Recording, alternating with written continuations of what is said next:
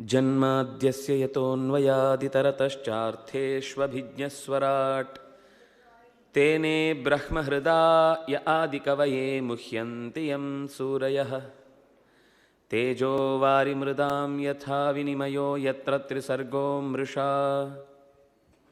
ಧಾಮ್ನಾ ಸ್ವೇನ ಸದಾ ನಿರಸ್ತಕುಹಕಂ ಸತ್ಯಂ ಪರಂ ಧೀಮಹಿ. ಸೃಷ್ಟಿಸ್ಥಿತ್ಯಪ್ಯೇಹ ನಿಯತಿದೃಶಿತಮೋ ಬಂಧಮೋಕ್ಷಾಶ್ಚ ಯಸ್ಮಾತ್ ಅಸ್ಯ ಶ್ರೀ ಬ್ರಹ್ಮರುದ್ರಪ್ರಭೃತಿ ಸುರನರದ್ವೀಷಶತ್ರುವಾತ್ಮಕಸ್ಯ ವಿಷ್ಣೋಃ ವ್ಯಸ್ತಾಃ ಸಮಸ್ತಾಃ ಸಕಲಗುಣನಿಧಿಃ ಸರ್ವದೋಷೌ ವ್ಯಪೇತಃ ಪೂರ್ಣಾನಂದೋ ವ್ಯಯೋ ಯೋ ಗುರುರಪಿ ಪರಮಃ ಚಿಂತಯೇ ತಂ ಮಹಾಂತಂ. ಯಂ ಪ್ರವ್ರಜಂತಮನುಪೇತಮಪೇತಕೃತ್ಯಂ ದ್ವೈಪಾಯನೋ ವಿರಹಕಾತರ ಆಜುಹಾವ ಪುತ್ರೇತಿ ತನ್ಮಯತಯಾ ತರವೋಪಿ ನೇದುಃ ತಂ ಸರ್ವಭೂತಹೃದಯಂ ಮುನಿಂ ಆನತೋಸ್ಮಿ. ಸ್ವಸ್ತ್ಯಸ್ತು ಸತಾಂ. ಹರಿ ಓಂ. ಪೂರ್ವದಲ್ಲಿ ಸ್ವಯಂಭುವ ಮನುವಿನ ಮಕ್ಕಳಲ್ಲಿ ಒಬ್ಬಳಾದ ದೇವಹೂತಿ ಮತ್ತು ಕರ್ದಮರ ದಾಂಪತ್ಯದ ಕಥೆಯನ್ನು ನುಡಿದು ಅಲ್ಲಿ ಹುಟ್ಟಿ ಬಂದ ಭಗವದ್ರೂಪವಾದಂತಹ ಕಪಿಲ ಮಹರ್ಷಿಯ ಉಪದೇಶದ ಕಥೆಯನ್ನು ತಿಳಿಸಿದರು. ಈ ಸ್ವಯಂಭುವಮನಿಗೆ ಒಟ್ಟು ಉತ್ತಾನಪಾದ, ಪ್ರಿಯವ್ರತ, ದೇವಹೂತಿ, ಆಕೂತಿ, ಪ್ರಸೂತಿ ಇಂಥ 5 ಜನ ಮಕ್ಕಳಲ್ಲಿ ದೇವಹೂತಿಗೆ ಸಂಬಂಧಪಟ್ಟ ಕಥೆಯನ್ನು ಹೇಳಿ ಇನ್ನೂ 2 ಮತ್ತೆ ಹೆಣ್ಣು ಮಕ್ಕಳಿರುವವರು ಆಕೂತಿ ಮತ್ತು ಪ್ರಸೂತಿ. ಈ ದೌಹಿತ್ರ ವಂಶದ ಕಥನವನ್ನು ಮುಂದೆ ಮಾಡ್ತಾ ಅದರಲ್ಲಿ ಪ್ರಸೂತಿ ದಕ್ಷನ ಮಡದಿ, ಆಕೂತಿ ರುಚಿ ಪ್ರಜಾಪತಿಯ ಮಗ. ಈ ಆಕೂತಿಯಲ್ಲಿ ರುಚಿ ಪ್ರಜಾಪತಿಗೆ ಯಜ್ಞ ಅನ್ನುವಂತಹ ಭಗವದ್ರೂಪ ಅವತಾರ ಮಾಡ್ತಾನೆ. ಆದರೆ ಸ್ವಯಂಭೂಮನು ಮದುವೆ ಮಾಡಿ ಕೊಡುವಾಗಲೇ ಹೇಳಿರ್ತಾನೆ, ಇವಳಲ್ಲಿ ಹುಟ್ಟಿದ ಮಗನನ್ನು ನೀನು ನನಗೆ ಕೊಡಬೇಕು ಅಂತ. ಪುತ್ರಿಕಾ ಪುತ್ರ ಧರ್ಮ ಅಂತ ಅದೊಂದು ನಿಯಮ. ಹಾಗಾಗಿ ಯಜ್ಞನ ಅವತಾರ ಆದಮೇಲೆ ಅದನ್ನು ತನ್ನ ಮಗನನ್ನಾಗಿ ಸ್ವಯಂಭೂಮನು ಸ್ವೀಕರಿಸಿ ಅದರ ಕಥೆ ಮುಂದೆ 8ನೇ ಸ್ಕಂಧದ ಆರಂಭದಲ್ಲಿ ನಾವು ಯಾವುದನ್ನು ಉಪನಿಷತ್ತುಗಳಲ್ಲಿ ಅತ್ಯಂತ ಚಿಕ್ಕದು ಅಂತ ಮತ್ತು ವಿಶಿಷ್ಟವಾದದ್ದು ಅಂತ ಗುರುತಿಸ್ತೇವೋ, ಈಶಾವಾಸ್ಯ ಅಂತ ಇವತ್ತು ಕರೆಯುವ ಹಾಗೆ ಅದರ ನಿಜವಾದ ಹೆಸರು ಯಾಜ್ಞೀಯ ಮಂತ್ರೋಪನಿಷತ್ತು. ಯಜ್ಞನಾಮಕನಾದ ಪರಮಾತ್ಮನ ಚಿಂತನೆಯನ್ನು, ಅವನ ವಿಶಿಷ್ಟವಾದ ಗುಣವನ್ನು ಪ್ರಚಾರ ಮಾಡುವಂತಹ ಮಂತ್ರವಾಗಿ ಬಂದದ್ದು. ಆನಂತರ ಕರ್ದಮನಿಗೆ 9 ಜನ ಹೆಣ್ಣು ಮಕ್ಕಳು, ಒಬ್ಬ ಕೊನೆಯವ ಕಪಿಲ ಮಹರ್ಷಿ. ಅದರಲ್ಲಿ ಒಬ್ಬಳು ಅನಸೂಯ. ಈ ಅನಸೂಯೆಯನ್ನು ಬ್ರಹ್ಮ ಮಾನಸಪುತ್ರರಲ್ಲಿ, ಅಂದರೆ ಮಾನಸಪುತ್ರರು ಅಂದರೆ ಇವರಲ್ಲ, ಪ್ರಜಾಪತಿಗಳಲ್ಲಿ ಒಬ್ಬರಾದವರು ಅತ್ರಿ. ಆ ಅತ್ರಿಗೆ ಅನಸೂಯೆಯನ್ನು ಮದುವೆ ಮಾಡಿ ಕೊಟ್ಟದ್ದರ ಪರಿಣಾಮ ಅದು ಹೆಸರೇ ಬಹಳ ಚಂದ, ಅತ್ರಿ ಅನಸೂಯ ಅಂತ. ಯಾರಲ್ಲಿ ತ್ರಿ ತಸ್ಮಾದೇತತ್ರಯಂ ತ್ಯಜೇತ್ ಅನ್ನುವ ತ್ರಿ ಯಾರಲ್ಲಿ ಇರಲಿಲ್ವೋ ಅವನು ಅತ್ರಿ. ಕಾಮ, ಕ್ರೋಧ, ಲೋಭ ಅನ್ನೋ 3 ಗುಣಗಳು ಯಾರಲ್ಲಿರಲಿಲ್ವೋ ಅವನು ಅತ್ರಿ. ಆ ಅತ್ರಿಯ ಜೊತೆಗೆ ಅನಸೂಯ, ಅಸೂಯೆ ಇಲ್ಲದೆ ಇರುವ ಗುಣ ಮತ್ತು ಈ ಕಾಮಕ್ರೋಧ ಲೋಭಗಳ ತ್ಯಾಗ ಅನ್ನೋದು ಎಲ್ಲಿರುತ್ತೋ ಅಲ್ಲಿ ಭಗವಂತ ತನ್ನನ್ನು ಕೊಟ್ಟುಕೊಳ್ತಾನೆ ಅಂತ. ದತ್ತ ಅಂದರೆ ತನ್ನನ್ನು ತಾನು ಕೊಟ್ಟುಕೊಳ್ಳುವುದು ಅಂತ ಅರ್ಥ. ನಮ್ಮಲ್ಲಿ ಯಾವಾಗ ಈ 3 ಕೆಟ್ಟ ಗುಣಗಳು ಜಾರಿ ಅಸೂಯೆಯನ್ನು ತೊರೆದು ನಾವು ಬದುಕ್ತೇವೆ ಅಂತಂದರೆ ಭಗವಂತ ನಮ್ಮಲ್ಲಿ ತನ್ನಿಂದ ತಾನೇ ಆವಿರ್ಭವಿಸ್ತಾನೆ ಅಂತ ಸೂಚಿಸುವ ಹಾಗೆ ಒಂದು ನಾಮಗಳಲ್ಲೇ ಆ ಕಥೆಯನ್ನು ಆಟಾಡಿಸುವ ಹಿರಿಯರ ಆ ಕಲೆ ಬಹಳ ಅದ್ಭುತ. ನಮಗೆ ಹೆಸರಿರುತ್ತೆ, ನಮಗೂ ಅದಕ್ಕೆ ಸಂಬಂಧವೇ ಇರುವುದಿಲ್ಲ. ಆದರೆ ಜ್ಞಾನಿಗಳ, ದೊಡ್ಡವರ ಬದುಕಿನಲ್ಲಿ ಹೆಸರು ಅಂತ ಅನ್ನೋದೇ ತುಂಬ ಬಹಳ ಮುಖ್ಯವಾದ. ಅದರಿಂದಾಗಿ ನಮ್ಮ ದೇಶದಲ್ಲಿ ನಾವು ಇಡುವ ಹೆಸರಿಗೆ ತುಂಬ ಅರ್ಥ ಇರುತ್ತೆ. ಯಾಕೆಂದರೆ ಹೆಸರಿನಲ್ಲೇ ಇತಿಹಾಸ ಅಡಗಿರುತ್ತೆ, ಹೆಸರಿನಲ್ಲಿ ಅದರ ಇಡೀ ಚಿಂತನೆಗಳಿರ್ತವೆ, ಹೆಸರಿನಲ್ಲಿ ಅದರಲ್ಲಿ ಅಂತರಂಗ ಇರುತ್ತೆ. ನಾವು ಇವತ್ತು ಆ ಹೆಸರುಗಳನ್ನೆಲ್ಲ ಮರೆತು ಅರ್ಥ ಇಲ್ಲದ, ಏನೋ ಚಂದ ಕಾಣಬೇಕು, ಎಲ್ಲ ಅಕ್ಷರಗಳನ್ನು ಚುಟುಕುಗೊಳಿಸಿ ಹೇಳಲಿಕ್ಕೆ ಸುಲಭ ಆಗಬೇಕು ಅಂತ ಮನುಷ್ಯರನ್ನು ಕರೆದ್ರೋ ಪ್ರಾಣಿಗಳನ್ನು ಕರೆದ್ರೋ ಅಂತ ಗೊತ್ತಾಗದ ಹೆಸರುಗಳನ್ನು ಇಟ್ಟು ಸಂತೋಷ ಪಡೋದ್ರಲ್ಲಿ ನಿಜವಾಗ್ಲೂ ನಮ್ಮ ಹೆಮ್ಮೆತನವನ್ನು ನಾವು ಕಳ್ಕೊಳ್ತೇವೆ ಅಂತ ಅರ್ಥ. ಹಾಗಾಗಿ ಹೆಸರುಗಳಲ್ಲಿರುವ ಅಪರೂಪತೆಯನ್ನು ತಿಳಿಸಿ ಮತ್ತು ಓರ್ವ ಮೂರ್ತಿ ಅನ್ನುವ ಮಗಳಲ್ಲಿ ಧರ್ಮನಿಗೆ ನರ, ನಾರಾಯಣ, ಹರಿ, ಕೃಷ್ಣ ಅನ್ನುವ 4 ಜನ ಭಗವದ್ರೂಪ. ಅದರಲ್ಲಿ ನರ ಆವಿಷ್ಟವಾದ ಭಗವದ್ರೂಪ, ಶೇಷನ ಅವತಾರ. ಆದರೆ ಭಗವಂತನ ಜೊತೆಗೆ ನಾರಾಯಣನ ಜೊತೆಗೆ ಯಾವಾಗಲೂ ಇದ್ದು ಅವನ ಜೊತೆಗೇ ತನ್ನ ಎಲ್ಲ ಕೈಂಕರ್ಯಗಳನ್ನು ನಡೆಸ್ತಾ ಇದ್ದ ರೂಪ. ಅದರಿಂದಾಗಿ ಅದು ಯಾವಾಗಲೂ ಜೋಡಿಯಾಗಿ ಬರುವಂಥದ್ದು ನರನಾರಾಯಣ ರೂಪ. ಅವರು ಅಲ್ಲಿ ತಪಸ್ಸು ಮಾಡಿದ ಪರ್ವತಗಳನ್ನು ನಾವು ಇವತ್ತು ನೋಡ್ತಾ ಇರೋದು. ಬದ್ರಿಯಲ್ಲಿ ದೇವರಿಗೆ ನಿವೇದನೆ ಮಾಡುವಾಗ ಅವರು, ನೀವು ನೋಡಿದರೆ ಗೊತ್ತಿರುತ್ತೆ, ಅವರು ನಿವೇದನೆ ತಂದು ಬೆಟ್ಟಕ್ಕೆ ಹೀಗೆ ತೋರಿಸ್ತಾರೆ ಮೊದಲು, ಆಮೇಲೆ ಇಲ್ಲಿರುವ ಪ್ರತಿಮೆಗೆ ನಿವೇದನೆ ಮಾಡುವುದು. ಅಂದರೆ ಅದು ಅಲ್ಲಿ ಈಗಲೂ ಹಾಗೆ ಪರ್ವತ ರೂಪಗಳಲ್ಲಿ ನರನಾರಾಯಣರು ನೆಲೆಸಿದ್ದಾರೆ ಅಂತನ್ನೋದು ಅಲ್ಲಿಯ ಅಚಲವಾದ ನಂಬಿಕೆ.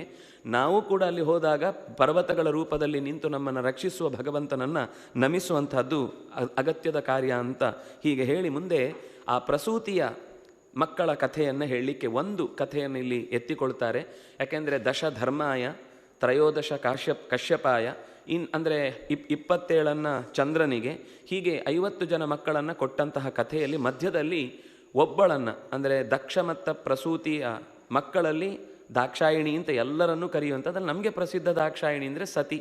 ಯಾವ ರುದ್ರದೇವನಿಗೆ ಮದುವೆ ಮಾಡಿಕೊಟ್ಟ ಸತಿ ದಾಕ್ಷಾಯಿಣಿ ಇದ್ದಾಳು, ಅವಳ ಕಥೆಯನ್ನು ಮುಂದೆ ಹೇಳ್ತಾ, ಸಭಾವೊಂದರಲ್ಲಿ ಧ್ಯಾನದಲ್ಲಿ ಕೂತಿದ್ದಂತಹ ಅಧ್ಯಕ್ಷ ಸ್ಥಾನದಲ್ಲಿ ಕೂತಿದ್ದಾನೆ ರುದ್ರದೇವ. ಪಕ್ಕದಲ್ಲಿ ನಿತ್ಯದ ಕಲಾವಿದರು ಅನ್ನೋ ಹಾಗೆ ನಿತ್ಯದ ಅತಿಥಿಯಾಗಿ ಬ್ರಹ್ಮದೇವ ಇದ್ದಾನೆ. ಸಭೆಗೆ ಸ್ವಲ್ಪ ತಡವಾಗಿ, ಕೆಲವರಿಗೆಲ್ಲ ಬೇಗ ಎಲ್ಲರ ಒಂದು ಗಮನ ತಮ್ಮಲ್ಲಿಗೆ ಸೆಳೀಬೇಕು ಅಂತ ಅನ್ನೋ ಅಭ್ಯಾಸ ಇದ್ದ ಹಾಗೆ ದಕ್ಷ ಸ್ವಲ್ಪ ತಡವಾಗಿ ಬರ್ತಾನೆ. ಎಲ್ಲ ದಡಬಡ ಅಂತ ಎದ್ದು ನಿಂತರು. ಸ್ಟೇಜಲ್ಲಿ ಕೂತಿದ್ದಂತಹ ರುದ್ರದೇವರು ಮಾತ್ರ ಅಲ್ಲಾಡಲಿಲ್ಲ. ಅಲ್ಲಿಯ ದಕ್ಷನ ಹಿಂಬಾಲಕರೆಲ್ಲ, ಅದು ಯಾವಾಗಲೂ ಹಿಂಬಾಲಕರೇ, ಅವರು ಯಾವತ್ತೂ ಮುಂದೆ ಬರುವುದೇ ಇಲ್ಲ, ಇನ್ನೊಬ್ಬರನ್ನು ಮುಂದಿಟ್ಟು ತಮ್ಮ ಬೇಳೆ ಬೇಯಿಸ್ಕೊಳ್ಳಿ ಕಾಯ್ತಾ ಇರ್ತಾರೆ. ಹಾಗಾಗಿ ಗಲಾಟೆ ಮಾಡ್ತಾರೆ. ಏನು ಇಷ್ಟು ಅಳಿಯ ಅಂತಂದರೆ ಅಳಿಯನಿಗೆ ಮಾವ ಗುರು ಅಂತ ಲೆಕ್ಕ. ಹಾಗಾಗಿ ಗುರುಗಳು ಬಂದಾಗ, ಮಗಳನ್ನು ಕೊಟ್ಟು ಕೂಡ ಗುರುಗಳು ಬಂದಾಗ ಇಷ್ಟು ನಿರ್ಲಕ್ಷ್ಯ ತಾಳುವುದಿದೆಯಾ, ಯಾಕೋ ಸಹಿಸುವುದಿಲ್ಲ ಅಂತ. ದಕ್ಷನು ಕೂಡ ಅದನ್ನು ಜೋರಾಗಿ ಮಾತಾಡ್ತಾನೆ. ಸಭೆಯಲ್ಲಿ ನಾವು ಈ ಪುರಾಣದಲ್ಲಿ ಮತ್ತು ಇಲ್ಲಿ ಬಂದ ಕಥೆಗಳನ್ನು ನೋಡಿದರೆ ನಮ್ಮ ಕೆಲವೊಂದು ಸರ್ತಿ ನಮ್ಮಲ್ಲಿ ವಿಧಾನಸಭೆಗಳು ಲೋಕಸಭೆಗಳು ಇದ್ದಾಗ ಅನಿಸುತ್ತೆ ನಮಗೆ. ಆದರೆ ಇದು ನಮಗೊಂದು ಎಚ್ಚರಿಕೆಯನ್ನು ಕೊಡಲಿಕ್ಕೆ ಹೋದ ನಡೆಸಿದ ಘಟನೆ ಹೊರತು ಅವರಲ್ಲಿ ಪ್ರಜ್ಞೆ ತಪ್ಪಿ ನಾವು ಮಾಡುವ ಹಾಗೆ ತೀವ್ರತರವಾದಂತಹ ಲೋಕದ ಸ್ವರೂಪದಲ್ಲಿ ಬದುಕಿದ್ದು ಅಂತ ಅರ್ಥ ಅಲ್ಲ. ಇದಕ್ಕೆ ಬಹಳಷ್ಟು ಆಂತರಂಗಿಕವಾದ ಸಂಬಂಧಗಳನ್ನಿಟ್ಟುಕೊಂಡು ಆ ಕತೆ ಹೇಳಲಿಕ್ಕೆ ಹೊರಟದ್ದು. ಒಟ್ಟಂತೂ ಶಾಪ ಪ್ರತಿಶಾಪ, ಜೊತೆಗೆ ಇದ್ದವರೆಲ್ಲ ಗಲಾಟೆ ಮಾಡ್ತಾರೆ. ನಂದಿಯೂ ಶಾಪ ಕೊಡ್ತಾನೆ, ರುದ್ರದೇವರನ್ನು ಅವಮಾನ ಮಾಡಿ. ದಕ್ಷ ಬಹಳ ಅವಮಾನ ಮಾಡ್ತಾನೆ ರುದ್ರದೇವನನ್ನು. ಮೈಯಲ್ಲೆಲ್ಲ ಬೂದಿ ಹಚ್ಕೊಂಡವ, ಚರ್ಮದ ಬಟ್ಟೆಯನ್ನು ತೊಟ್ಟವ, ಆಭರಣ ಅಂತೇಳಿ ಏನೋ ಸಿಕ್ಕಿದ ಹಾವುಗಳನ್ನೆಲ್ಲ ಕುತ್ತಿಗೆಗೆ ಹಾಕೊಂಡು ಓಡಾಡುವವ ಅಂತ ಬಗೆಯಲ್ಲಿ ಅಪಮಾನ ಮಾಡ್ತಾನೆ.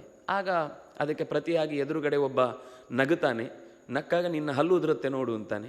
ಇನ್ನೊಬ್ಬ ಗಡ್ಡ ಸವರ್ತಾ ಇರ್ತಾನೆ, ನಿನ್ನ ಗಡ್ಡ ಕಿತ್ತೋಗುತ್ತೆ ನೋಡು ಅಂತಾನೆ.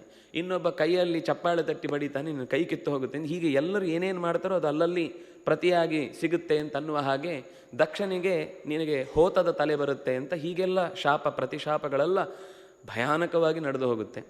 ಸರಿ, ರುದ್ರದೇವರು ಇಷ್ಟಾದರೂ ಅವ್ರ ಪಾಡಿಗೆ ಆನಂದವಾಗಿ ಎಚ್ಚರ ಇಲ್ಲದೆ ಇಡೀ ಸಭೆ ಮುಕ್ತಾಯ ಆಯಿತು. ದಕ್ಷ ಅಲ್ಲಿಂದ ಹೊರಟು ಹೋದವನು ನಿರಂತರ ಆ ದ್ವೇಷ ಮುಂದುವರಿಯಿತು, ನಿಲ್ಲಲಿಲ್ಲ.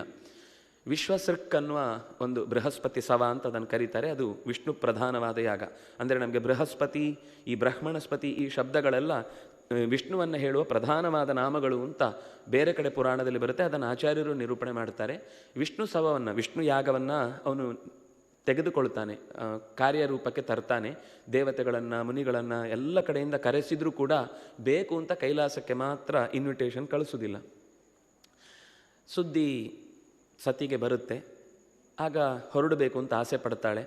ಎಷ್ಟು ಆಸೆ ಪಟ್ಟರೂ ಕೂಡ ರುದ್ರದೇವರು, ಬೇಡಪ್ಪ, ಇದರ ಹಿಂದೆ ತುಂಬ ದೊಡ್ಡ ರಾಜಕೀಯ ಇದೆ, ಸುಮ್ಮನೆ ಹೋಗಿ ಬೇಸರ ಆಗೋದಕ್ಕಿಂತ ಹೋಗದೇ ಇರೋದು ಉತ್ತಮ. ಕೆಲವೊಂದು ಸರ್ತಿ ನಾವು ಹೋಗಿ ಕೈ ಸುಟ್ಟುಕೊಳ್ಳೋದಕ್ಕಿಂತ ಹೋಗದೇ ಇರೋದು ತುಂಬ ಉತ್ತಮ ಅಂತ ಸಹಜವಾಗಿ ಹೇಳ್ತಾನೆ.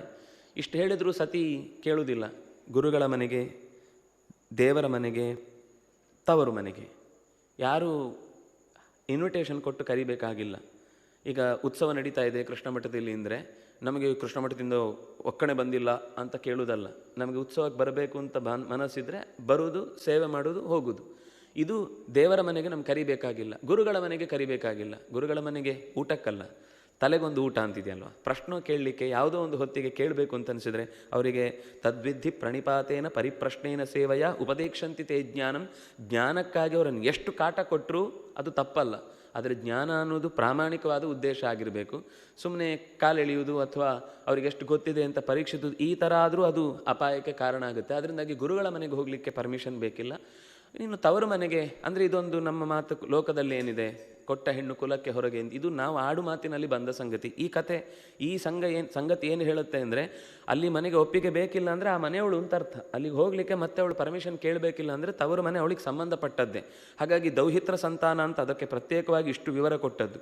ಯಾಕೆಂದರೆ ಶ್ರಾದ್ದಾದಿಗಳಲ್ಲಿ ಮಗಳ ಮಗನೇ ಬಹಳ ಮುಖ್ಯ. ಶ್ರಾದ್ದಕ್ಕೆ ಅವನು ಇರಲೇಬೇಕು ಅಂತ, ಶ್ರಾದ್ದ ಆಗಬೇಕು ಅಂತಂದರೆ ಅಂತ. ಇದೆಲ್ಲ ಸಂಬಂಧಗಳನ್ನು ನಮ್ಮ ಹಿಂದಿನವರು ಕಟ್ಟಿಕೊಟ್ಟ ಗುಣಗಳು. ಸರಿ, ಹೋಗಲೇಬೇಕು ಅಂತ ಹಠ ಮಾಡಿದ ಮೇಲೆ ರುದ್ರದೇವರು ಮೌನ ವಹಿಸ್ತಾರೆ. ಸಮ್ಮತಿ ಸಿಕ್ಕಿತು ಅಂತ ನಂದಿ ಮೊದಲಾದವರ ಜೊತೆಗೆ ಕಳುಹಿಸಿಕೊಡ್ತಾರೆ ರುದ್ರದೇವರು. ಅಲ್ಲಿ ಹೋಗಿ ಯಾಗ ನಡೆಯುವಾಗ ಯಾಗದಲ್ಲಿ ಉದ್ದೇಶಪೂರ್ವಕವಾಗಿ ಆ ಆಹುತಿಗಳ ಬರುವ ಹೊತ್ತಿನಲ್ಲಿ ಅವನ ಆಹುತಿಯನ್ನು ತಡೆ ಹಿಡಿತಾರೆ. ಇದರಿಂದ ಅಲ್ಲಿ ಕೋಪ ಬರುತ್ತೆ. ಕೋಪ ಬಂದು ಪರಸ್ಪರ ಅಂದರೆ ಆ ಹೊತ್ತಿಗೆ ದಕ್ಷನೂ ಮಾತಾಡಿಸುವುದಿಲ್ಲ, ಅಕ್ಕ ತಂಗಿಯರು ಮಾತಾಡಿಸುವುದಿಲ್ಲ, ತಾಯಿಯೂ ಮಾತಾಡಿಸುವುದಿಲ್ಲ ಅನ್ನೋ ಸ್ಥಿತಿ ಬಂದಾಗ ಅವಳಿಗೆ ತುಂಬ ದುಃಖ ಆಗುತ್ತೆ. ಆ ಸಭೆಯಲ್ಲಿ ಆ ಯಾಗದ ಆಹುತಿ ಕೊಡುವ ಹೊತ್ತನ್ನು ನಿಲ್ಲಿಸಿ ಅವಮಾನ ಮಾಡ್ತಾರೆ. ಮತ್ತೆ ರುದ್ರದೇವನ ಅವಮಾನ ಆಗುತ್ತೆ. ಆಗ ಅವಳು ಸಿಟ್ಟಿಗೆ ಹೇಳುತ್ತಾಳೆ, ನೀನು ಮಾಡ್ತಾ ಇರೋದು ತುಂಬ ದೊಡ್ಡ ತಪ್ಪು. ಶಿವದ್ವೇಷ ಮಾಡಿದವನಿಗೆ ಯಾವತ್ತೂ ಸದ್ಗತಿ ಆಗುವುದಿಲ್ಲ. ಶಿವನನ್ನು ಪೂಜೆ ಮಾಡಿದವನು ಮಾತ್ರ ಭಗವದ್ಭಕ್ತ ಆಗ್ಲಿಕ್ಕೆ ಸಾಧ್ಯ. ಅವನನ್ನು ಪೂಜಿಸಿದವನಿಗೆ ಮಾತ್ರ ಬದುಕಿನಲ್ಲಿ ಶ್ರೇಯಸ್ಸು ಅನ್ನೋದು ಸಾಧ್ಯ. ನೀನು ಮಾಡ್ತಾ ಇರುವ ಅನ್ಯಾಯಕ್ಕೆ ಅದು ಪಾರವೇ ಇಲ್ಲ. ಬಹಳ ಚೆನ್ನಾಗಿ ಅಲ್ಲಿ ಅವಳು ಅದನ್ನು ಸಮರ್ಥಿಸ್ತಾಳೆ. ಕೊನೆಗೆ ಎಷ್ಟು ಅಂದರೆ, ನೀನು ಇಷ್ಟು ದ್ವೇಷ ಮಾಡಿದ ಸ್ಥಳದಲ್ಲಿ ನಾನು ಇರುವುದಕ್ಕೂ ಇಷ್ಟಪಡುವುದಿಲ್ಲ. ನಿನಗೆ ಕೊನೆಗೆ ಈ ದೇಹ ಬಿದ್ದು ಹೋಯಿತು ಅಂತಾದ ಮೇಲೆ ಸುಡ್ಲಿಕ್ಕೂ ಸಿಗಬಾರ್ದು ಅಂತ ಹೇಳಿ ತನ್ನ ದೇಹದ ಯೋಗದ ಬಲದಿಂದಲೇ ಇಡೀ ಶರೀರವನ್ನು ಸುಟ್ಟುಕೊಂಡು ಅಲ್ಲೇ ಭಸ್ಮವಾಗಿ ಹೋಗ್ತಾಳೆ. ಆಗಲೇ ನಂದಿಗೆ ಕೋಪ ಬರುತ್ತೆ. ಆ ಕಡೆಯಿಂದ ದಾಳಿ ಮಾಡ್ತಾರೆ. ಅಲ್ಲಿ ಪೂಷ ಅಂತ ಒಬ್ಬ ಇರ್ತಾನೆ, ಅವನ ಹಲ್ಲು ಉದುರಿ ಹೋಗುತ್ತೆ. ಭಗ ಅಂತ ಒಬ್ಬ ಇರ್ತಾನೆ, ಅವನ ಕಣ್ಣು ಕಿತ್ತು ಹಾಕ್ತಾರೆ. ಯಾಕಂದ್ರೆ ತಮಾಷೆ ಮಾಡ್ತಾರೆ. ಈ ರುದ್ರನನ್ನು ಬೈಯುವಾಗ ಇವರೆಲ್ಲ ಚಪ್ಪಾಳ ತಟ್ಟುವುದು ಇತ್ಯಾದಿಗಳನ್ನು ಹಿಂದೆಯೂ ಮಾಡಿದ್ರು. ಅದು ಈಗ ಮತ್ತೆ ಮುಂದುವರಿಯಿತು. ಆಗ ತಕ್ಷಣವೇ ಅಲ್ಲಿ ಭೂತಗಣಗಳೆಲ್ಲ ದಾಳಿ ಮಾಡಿತು. ಇದನ್ನು ಭೃಗು ರಕ್ಷೋಘ್ನ ಮಂತ್ರಗಳಿಂದ ಇಡೀ ಆ ಯಾಗದಲ್ಲಿ ಆಹುತಿಗಳನ್ನು ಕೊಟ್ಟು ಭೂತಗಣಗಳನ್ನು ಓಡಿಸಿದ. ನಾರದರು ಬಂದು ಕೈಲಾಸದಲ್ಲಿ ನಡೆದ ಸುದ್ದಿಯನ್ನು ತಿಳಿಸಿದ ತಕ್ಷಣ ತನ್ನ ಕೋಪದ ತುದಿಗೆ ಏರಿದವರು ಜಡೆಯನ್ನು ನೆಲಕ್ಕೆ ಬಡಿದು ಅಲ್ಲೇ ವೀರಭದ್ರ ತನ್ನ ಅಂಶವನ್ನೇ ಸೃಷ್ಟಿಸಿ ಆದೇಶ ಕೊಡ್ತಾರೆ, ಆ ದಕ್ಷನನ್ನು ನಾಶವಾಗುವಂತೆ ಹೊಡೆದು ಬಾ ಅಂತ. ಈಗ ಆದೇಶ ಬೇರೆ ಇತ್ತು. ಭೂತಗಳು ಮತ್ತಷ್ಟು ಜೋರಾದ ವೇಗದಲ್ಲಿ ಬಂದು ಸ್ವತಃ ವೀರಭದ್ರನೇ ಅವನ ತಲೆಯನ್ನು ಕತ್ತರಿಸಬೇಕು ಅಂತ ಕತ್ತಿಯಲ್ಲಿ ಹೊಡೆದ್ರೆ ಒಂದು ಚೂರು ಅವನ ಕತ್ತಿನ ಚರ್ಮ ಸೀಳುವುದಿಲ್ಲ. ಅವನಿಗೆ ಆಶ್ಚರ್ಯ ಆಗುತ್ತೆ. ಮೂಲ ರೂಪವನ್ನು ಸ್ಮರಣೆ ಮಾಡಿಕೊಳ್ತಾನೆ. ಆಗಲೂ ಕತ್ತಿಯನ್ನು ಎಷ್ಟು ಪ್ರಯೋಗ ಮಾಡಿದರೆ ಅದು ಏನೂ ಬದಲಾಗುವುದಿಲ್ಲ. ಕೊನೆಗೆ ಅವನು ಮಾನಸ ಯಜ್ಞವನ್ನು ಮಾಡಿ, ಆ ಮಾನಸ ಯಜ್ಞದಲ್ಲಿ ಪಶುವನ್ನು ಬಂಧ ಮಾಡುವುದು ಅಂತಿದೆ. ಯಜ್ಞದಲ್ಲಿ ಯಜ್ಞೇನ ಯಜ್ಞಮಯಜಂತ ದೇವಾಹ ಅಂತ ಹೇಳುವಾಗ ಅಲ್ಲಿ ಯಾಗದಲ್ಲಿ ಆಹುತಿ ಕೊಡುವುದು ಅಂದರೆ ಸುಮ್ಮನೆ ತುಪ್ಪ ಹಾಕೋದು ಅಂತ ನಮ್ಮ ತಲೆಯಲ್ಲಿರುವ ಕಲ್ಪನೆ. ವಸ್ತುತಃ ನಮ್ಮಲ್ಲಿರುವ ಪಶುತ್ವವನ್ನು ಬಿಡುವುದು ಅನ್ನೋದು ಪಶುಬಲಿ ಅಂತ, ಅದಕ್ಕೊಂದು ನೆಪ.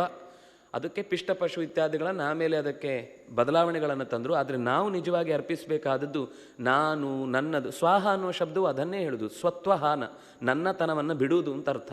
ನಾನು ಪರಾಧೀನ, ಭಗವಂತನಿಗೆ ಶರಣಾಗಬೇಕಾದ ಶರಣಾರ್ಥಿ ನಾನು ಅಂತ ಅನ್ನುವ ಎಚ್ಚರದಿಂದ ಇಲ್ಲದೆ ನಾನು ನಾನು ನಾನು ನಾನು ಅಂತ ಹಠದಿಂದ ಮಾಡಿದ ದಕ್ಷನ ಯಜ್ಞಕ್ಕೆ ಯಾವಾಗ ಮಾನಸ ಯಜ್ಞ ಮಾಡಿ ಭಗವಂತನಿಗೆ ನರಸಿಂಹ ಅಗ್ನಿಯಲ್ಲಿ ಇದನ್ನು ಹೋಮಿಸ್ತೇನೆ ಅಂತ ಚಿಂತಿಸಿದ್ನೋ ತಲೆ ಕಿತ್ತು ಯಜ್ಞಕ್ಕೆ ದಕ್ಷಿಣಾಗ್ನಿಗೆ ಅದು ಬಿದ್ದು ಹೋಯಿತು. ದಕ್ಷಿಣಾಗ್ನಿಗೆ ಬಿದ್ದು ಹೋದಾಗ ಹಾಹಾಕಾರ ಉಂಟಾಯಿತು. ಯಾಕೆಂದರೆ ಯಜ್ಞದಲ್ಲಿ ಯಜಮಾನ ನಾಶ ಆದ ಅಂತಂದರೆ ಆ ಯಾಗ ಅರ್ಧಕ್ಕೆ ಬಂತು ಅಂದರೆ ಅದು ದೊಡ್ಡ ಅನರ್ಥಕ್ಕೆ ಕಾರಣ ಆಗುತ್ತೆ. ಜಗತ್ತಿನಲ್ಲೂ ಲೋಕ ಅಹಿತಕ್ಕೆ ಕಾರಣವಾಗುತ್ತೆ. ಎಲ್ಲ ಯಜ್ಞ ಧ್ವಂಸ ಆಗಿ ಹೋಯಿತು. ಚತುರ್ಮುಖನಲ್ಲಿಗೆ ಎಲ್ಲ ಬೇಡಿಕೊಳ್ಳಿಕ್ಕೆ ಹೋದರು. ಹೀಗೆ ಯಾಗವೊಂದು ಹೀಗೆ ಅರೆಬರೆಯಾಗಿ ನಿಲ್ಲುವುದು ಸರಿಯಲ್ಲ, ಅದಕ್ಕೆ ನೀವು ಬಂದು ಏನಾದರೂ ಮಾತಾಡಬೇಕು ಅಂತ.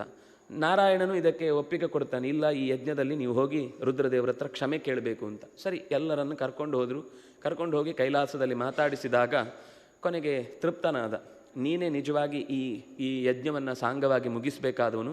ಅದರಿಂದಾಗಿ ನಿನಗೆ ಸಂಹಾರ ಶಕ್ತಿ ಇದೆ ಅಂದರೆ ನಿನಗೆ ಬದುಕಿಸುವ ಶಕ್ತಿಯು ಇದೆ ಅನ್ನುವ ಕಾರಣಕ್ಕಾಗಿ ನೀನು ಅದನ್ನು ಮಾಡಿರ್ತಿ ಅಂತ ನಮಗೆ ಇರುವ ನಂಬಿಕೆ, ಅದನ್ನು ನೀನು ಸತ್ಯಗೊಳಿಸಬೇಕು ಅಂತ ಹೀಗೆ ಕೇಳಿದಾಗ ದೇವತೆಗಳ ಪ್ರಾರ್ಥನೆಗೆ ಮೆಚ್ಚಿ ರುದ್ರದೇವ ಅಲ್ಲಿ ಬಂದು ಅವನಿಗೆ ಆಡಿನ ತಲೆಯನ್ನು ಇರಿಸಿ, ಅಲ್ಲಿ ತನಕ ಮೇ ಮೇ ಮೇ ಮೇ ಅಂತೆಲ್ಲ ನನ್ನದು ನನ್ನದು ನನ್ನದು ಅಂತ ಹೇಳ್ತಾ ಇದ್ದವನು ಆಮೇಲೆ ಅದನ್ನು ನಮೆ ಇದು ನನ್ನದಲ್ಲ ಅಂತ ಹೇಳುವ ರೀತಿಯ ಭಾವವನ್ನು ಆ ತಲೆಯನ್ನು ಜೋಡಿಸುವುದರ ಮೂಲಕ ಕೊನೆಗೆ ಆ ಯಜ್ಞ ಸಾಂಗವಾಗಿ ನಡೆಯುತ್ತೆ. ಅಂತೂ ಬಹಳ ಚೆನ್ನಾಗಿ ಆ ಮಧ್ಯದಲ್ಲಿ ಅವಳು ತನ್ನ ಯೋಗದ ಮೂಲಕವಾಗಿ ಲಯ ಚಿಂತನೆ ಮಾಡುವುದು ಇತ್ಯಾದಿಗಳೆಲ್ಲ ಅಲ್ಲಿ ಬಂದಿದೆ. ಕೊನೆಗೆ ಸಾಂಗವಾಗಿ ಯಜ್ಞ ಮುಗಿದ ಬಳಿಕ ಸ್ವಯಂಭೂ ಮನುವಿಗೆ ಮುಂದಿನ ವಂಶವನ್ನು ಮುಂದುವರಿಸಬೇಕು ಅಂತಿರುವ ಆದೇಶ ಇತ್ತು. ಸ್ವತಃ ಅಂದರೆ ಚತುರ್ಮುಖನ ಮಕ್ಕಳಾದಂತಹ ಸನಕಾದಿಗಳು, ಋಭು, ಹಂಸ, ಆರುಣಿ, ಯತಿ ಇವರೆಲ್ಲ ಗೃಹಸ್ಥ ಆಶ್ರಮ ಸ್ವೀಕರಿಸದೆ ಹಾಗೆ ಸನ್ಯಾಸಿಗಳಾಗಿ ತಪಸ್ವಿಗಳಾಗಿ ಹೊರಟು ಹೋಗ್ತಾರೆ. ಅದಕ್ಕೋಸ್ಕರ ಮುಂದೆ ಅದರ ಮಧ್ಯದಲ್ಲಿ ಒಬ್ಬ ಚತುರ್ಮುಖನಿಗೆ ಅಧರ್ಮ ಅಂತ ಮಗ ಇರ್ತಾನೆ. ಈ ಅಧರ್ಮನಿಗೆ ಮೃಷ ಅನ್ನುವೊಬ್ಬಳು ಹೆಂಡತಿ ಇರ್ತಾಳೆ. ಇದು ಮತ್ತೆ ಎಲ್ಲ ನಾಮದ ಆಟಗಳು. ಈ ಮೃಷ ಅಂದರೆ ಸುಳ್ಳು ಅಂತ ಅರ್ಥ, ಅಧರ್ಮ ಅಂದರೆ ಅನ್ಯಾಯ ಅಂತ ಅರ್ಥ. ಈ ಅಧರ್ಮ ಮತ್ತು ಸುಳ್ಳು ಎರಡು ಸೇರಿದಾಗ ಅದರಲ್ಲಿ ಹುಟ್ಟಿದವರು ಡಂಭ, ಲೋಭ, ಕ್ರೋಧ, ಕಲಿ, ಭಯ, ಮೃತ್ಯು, ಯಾತನ ಮತ್ತು ನಿರಯ. ಇಷ್ಟು ಅಂಶಗಳು ಹುಟ್ಟುತ್ತವೆ. ಯಾವಾಗ ಅಧರ್ಮ ತಲೆ ಎತ್ತುತ್ತೋ, ಯಾವಾಗ ಅದರ ಜೊತೆಗೆ ಸುಳ್ಳು ಸೇರ್ಕೊಳ್ಳುತ್ತೋ, ಅಧರ್ಮ ಮಾಡಿದ ಮೇಲೆ ತಪ್ಪಾಯಿತು ಅಂತ ಒಪ್ಪಿಕೊಂಡ್ರೆ ಬೇರೆ, ಅಧರ್ಮ ಮಾಡಿಲ್ಲ ನಾನು ಮಾಡಿದ್ದೆ ಸರಿ ಅಂತ ಯಾವಾಗ ಅದರ ಮೇಲೆ ತಲೆ ಮೇಲೆ ಕುಟ್ಟಿ ಹೇಳುವುದುಂಟಲ್ಲ, ಸತ್ಯದ ತಲೆ ಮೇಲೆ ಹೊಡೆದಾಗೆ ಸುಳ್ಳು ಹೇಳುವುದು ಅಂತ, ಇದು ಎರಡು ಜೊತೆಯಾದಾಗ ಏನಾಗುತ್ತೆ ಅಂದರೆ ಡಂಭಾಚಾರ, ಅದರಿಂದ ನನಗೇ ಸಿಗಬೇಕು ಅನ್ನುವ ಲೋಭ, ಸಿಗದೇ ಇದ್ದಾಗ ಕ್ರೋಧ, ಅದಕ್ಕೋಸ್ಕರ ಹೋರಾಟ, ಆ ಹೋರಾಟ ನನ್ನಕ್ಕಿಂತ ಹೆಚ್ಚು ಶಕ್ತಿ ಇದ್ದವನು ನಾಳೆ ನನ್ನನ್ನು ಹೊಡೆದು ಹಾಕಿದರೆ ಅನ್ನುವ ಭಯ, ಈ ಭಯದಿಂದಾಗಿ ಸಾವು ಅಥವಾ ಯಾವುದಾದ್ರೂ ರೋಗ ರುಜಿನ, ಇದರಿಂದ ಯಾತನೆ, ಕೆಟ್ಟ ದುಃಖ, ಅದರ ಜೊತೆಗೆ ಕೊನೆಗೆ ನಿರಯ, ಕೆಟ್ಟ ತಮಸ್ಸಿಗೆ ಹೋಗಿ ಬೀಳುವಂತಹ ದುಸ್ಥಿತಿ. ಹೀಗೆ ಈ ರೀತಿಯಾದ ಒಂದು ಪರಂಪರೆ ಬಂತು. ಇದನ್ನು ಯಾರು ಮುಮುಕ್ಷುಗಳು ಅಂತಿದ್ದಾರೋ ಅವರು ಈ ಅಧರ್ಮದ ಸಂತತಿಯನ್ನು ಯಾವತ್ತೂ ಕೂಡ ಸೇವಿಸಬಾರದು, ಅಧರ್ಮದ ಸಂತತಿಯ ಕಡೆಗೆ ಅವನು ಯಾವತ್ತೂ ಮನಸ್ಸು ಮಾಡಬಾರದು ಅಂತ ಹೀಗೆ ಹೇಳಿ ಮುಂದೆ ಸ್ವಯಂಭುವನ ಮಕ್ಕಳಲ್ಲಿ ಹುಡುಗರ ವಂಶವನ್ನು ನಿರೂಪಿಸ್ತಾ ಅದರಲ್ಲಿ ಪ್ರಿಯವ್ರತ, ಉತ್ತಾನಪಾದ, ಪ್ರಿಯವ್ರತನ ಕಥೆ ಮತ್ತೆ ಮುಂದೆ ಬರುತ್ತೆ. ಉತ್ತಾನಪಾದನ ಕಥೆಯನ್ನು ಹೇಳ್ತಾ, ಉತ್ತಾನಪಾದನಿಗೆ ಇಬ್ಬರು ಮಕ್ಕಳು. ಈ ಕಥೆ ನಿಮಗೆ ಗೊತ್ತಿದೆ, ಅದರಿಂದಾಗಿ ಸ್ವಲ್ಪ ವೇಗವಾಗಿ ನಾನು ಮುಂದೆ ಹೋಗ್ತೇನೆ. ಸುರುಚಿ ಮತ್ತು ಸುನೀತಿ ಅಂತ ಇಬ್ಬರು ಹೆಂಡಂದಿರು. ಅದರಲ್ಲಿ ಸುರುಚಿ ತನ್ನ ಮಗನಾದಂತಹ ಉತ್ತಮನನ್ನು ತಂದೆಯ ಜೊತೆಗೆ ಯಾವಾಗಲೂ ಇರಿಸಿಕೊಂಡ ಆ ಪ್ರೀತಿಯನ್ನು ಧ್ರುವ ನಾನು ಈ ಪ್ರೀತಿಯನ್ನು ಪಡಿಬೇಕು ಅಂತ ತಂದೆಯ ಮಡಿಲನ್ನು ಹೋಗಿ ಸೇರ್ಲಿಕ್ಕೆ ಹೋದಾಗ, ನೀನು ನನ್ನ ಮಗನಾಗಿ ಹುಟ್ಟಿದ್ದಿದ್ರೆ ಮಾತ್ರ ನಿನಗೆ ಈ ತೊಡೆಯ ಏರುವ ಅವಕಾಶ ಅಂತ ಹೇಳಿ ಅವನನ್ನು ಪಕ್ಕಕ್ಕೆ ದೂಡ್ತಾರೆ. ಆಗ ಬಿದ್ದವನು ಅಮ್ಮನ ಹತ್ರ ಹೋಗಿ ಬುಸುಗುಡುವ ಸರ್ಪದ ಹಾಗೆ, ನಾನು ಯಾಕೆ ನಿನ್ನ ಮಗನಾಗಿಯೂ ಕೂಡ ತಂದೆಯ ತೊಡೆಯನ್ನು ಏರುವುದಿಲ್ಲ, ಯಾರನ್ನೋ ಕೇಳಿ ಬರಬೇಕು ಅಂತ ಹೇಳ್ತಾರೆ, ನನ್ನ ಗರ್ಭದಲ್ಲಿ ಬರಬೇಕಿತ್ತು ಅಂತ ಕೇಳ್ತಾರೆ ಅಂತ ಹೇಳಿದಾಗ, ಎಂಥ ತಾಯಿ ಅಂದರೆ, ನೀನು ಕೇಳು, ಯಾರನ್ನು ಕೇಳಿದರೆ ಮತ್ತಾರನ್ನೂ ಕೇಳಬೇಕಾಗಿಲ್ವೋ ಅವನನ್ನೇ ಕೇಳು. 5 ವರ್ಷದ ಹುಡುಗನನ್ನು ಈ ರೀತಿ ಟ್ರೈನ್ ಮಾಡುವೊಬ್ಬಳು ತಾಯಿ ಇರ್ತಾಳೆ ಅಂದರೆ ಬಹುಶಃ ಅದು ಒಂದೋ ಲಕ್ಷ್ಮಣನ ತಾಯಿ ಸುಮಿತ್ರೆ ಆಗಿರಬೇಕು, ಬಿಟ್ಟರೆ ಇಲ್ಲೇ ಸಿಗುವಂಥ ಮತ್ತೊಂದು ತಾಯಿ ಅಂದರೆ ಸುನೀತಿ. ಅದು ಹೆಸರೇ ಎಷ್ಟು ಚೆನ್ನಾಗಿದೆ ನೋಡಿ. ಉತ್ತಾನಪಾದ ಕಾಲ ಮೇಲೆ ತಲೆ ಕೆಳಗೆ, ಹೆಂಡತಿ ಹೇಳಿದಾಗೆ ಕೇಳ್ಕೊಂಡು ಓಡಾಡ್ತಾ ಇದ್ದವ. ಇನ್ನು ಸುರುಚಿ ಅಂದರೆ ರುಚಿಯಾದ ಪದಾರ್ಥಗಳನ್ನೇ ಇಷ್ಟಪಡುವವಳು, ಕಣ್ಣಿಗೆ ರುಚಿಯಾದದ್ದು, ಕಿವಿಗೆ ರುಚಿಯಾದದ್ದು, ಮೂಗಿಗೆ ರುಚಿಯಾದದ್ದು, ಈ ರುಚಿಗಳೇ. ಈ ಸುನೀತಿ ಯಾವಾಗಲೂ ಅಂಥವ್ರಿಗೆ ಬೇಡ. ಒಳ್ಳೆ ದಾರಿಯಲ್ಲಿ ಸರಿಯಾದ ವಿಷಯದಲ್ಲಿ ಇರಬೇಕು ಅಂತ ಹೇಳಿದರೆ ಅವರು ಮನೆಯಿಂದ ಹೊರಗೆ ಏನಾದರೂ ರುಚಿಯಾದ ಪದಾರ್ಥಗಳನ್ನು ಹಾಕ್ತಾರೆ ಅಂದರೆ ಅವ್ರು ಬಹಳ ನಮಗಿಷ್ಟ. ಮಕ್ಕಳಿಗೂ ಹಾಗೆ ಅಲ್ವಾ, ನಾವು ಮಕ್ಕಳಿಗೆ ನೀತಿಯುಕ್ತವಾದ ಮಾತುಗಳನ್ನು ಹೇಳಿ, ಮಕ್ಕಳು ನೀವು ಇದು ಬೇಡ, ಅದು ಆರೋಗ್ಯಕ್ಕೆ ಹಾಳು ಹೇಳಿದರೆ ನಮ್ಮ ಮನೆಯಲ್ಲಿ ಅಪ್ಪ ಅಮ್ಮ ಕೆಟ್ಟವರು.